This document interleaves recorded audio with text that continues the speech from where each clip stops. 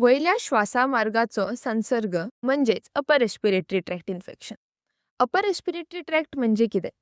वयलो श्वासामार्ग म्हणजेच नाक, नाकपुड्यो, सायनस, घसो आणि स्वरयंत्र म्हणजेच लॅरिंक्स.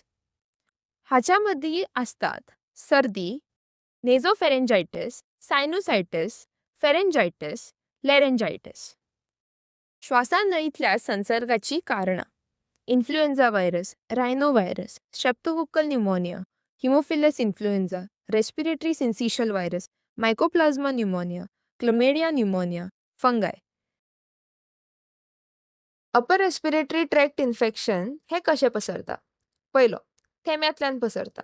जेन्ना संक्रमीत भुरगो खोंकता किंवा शिंकता, तेच्या तोंडांतल्यान आनी नाकांतल्यान बारीक थेंबे भायर सरता आनी लागींच्या दुसऱ्या भुरग्याच्या भितर वयता. दुसरो, हवेतून पसरप. हे थेंबे सुकल्या नंतर हवेनूच उरता आनी दुसऱ्या भुरग्याच्या श्वासांत वचून संक्रमण करता. तिसरो, थेट संपर्कान पसरप म्हणजे प्रत्यक्ष संपर्कान पसरप. संक्रमित बालकाचो हात मेळप, मिठी मारप ह्या सगळ्या संपर्कान संक्रमण पसरता. चौथो, वस्तूद्वारे. खेळण्यो, पुस्तक, दाराचे कडी, टेबल, पेन्सिल, रुमाल ह्या सगळ्या वस्तूंक हात लावून मागीर जर दोळ्याक, नाकाक किंवा तोंडाक हात लायलो तर त्या मनशाक संक्रमण जाता. पांचवो, दूषित हाताद्वारे पसरप. संक्रमित नाकाचे पाणी, थूक, होकाराचे थेंब लागलेले हात दुसऱ्या भुरग्यांक किंवा स्वताच्या दोळ्याक, नाकाक, तोंडाक लागल्यार संक्रमण जाता. चिन्हां आणि लक्षणां. आजाराची लक्षणां वळखा आणि काळजी घ्या. घसो दुखप, नाकांतल्यान पाणी वतप, सायनसात वेदना, सुख्यो खोंकल्यो, तकली दुखप, दम लागल्यासारखे जावप आणि ताप येवप. तुमची खोकली आणि थंडी केन्ना गंभीर असता? अपर रेस्पिरेटरी ट्रॅक्ट इन्फेक्शनचे धोक्याचे संकेत. पयलो, स्ट्रायडर. श्वास भितर घेताना खरखर आवाज येवप. हो श्वास शिटी ना जाल्यार बेडका सारखो आयकू येता. दुसरो, वेगान श्वास घेवप. साधारण परस बेगीन श्वास घेवप. श्वास घेवपाक अति त्रास जावप. श्वास घेवपाक शरीराक खूप कष्ट करपाक पडप. चौथो, निळे पडप. वोट, जीभ, नाकटां निळी दिसपाक लागप. हेकाच आमी सायनोसिस म्हणटात. पयलो, गोंधळ जावप आणि मरगळ येवप. अचानक खूप न्हीद येवप, जागो जावपाक त्रास जावप व संभ्रमात आशिल्ल्या सारखे वागप. दुसरो, खर सतत येवपी जोर. जोर 101.3 डिग्री फॅरनहाइट परस चड जो वखद घेवन सुद्धा देंवना आणि चड वाडत रावता. तिसरो, गिळपाक त्रास जावप, लाळ गळप, आपल्या स्वताची लाळ वयर हाडपाक त्रास जावप, कोंदट आणि तोंडान गरम वटाट घातल्यासारखो आवाज येवप. चौथो, सेप्सिसची लक्षणां. कूड थंड, ओलसर आणि धवे पडल्यासारखे जावप. अति चक्कर येवप. जर तुमकां हातूंतले खंयचेय लक्षण जाणवता जाल्यार रोखडेच दोतोराकडल्यान मदत घ्या. तुमच्या भुरग्यांक श्वासामार्गाच्या आजाराच्यान वाचयात. हात वारंवार धुवात. साबण आणि उदक वापरून कमीत कमी 20 सेकंद हात धुवात.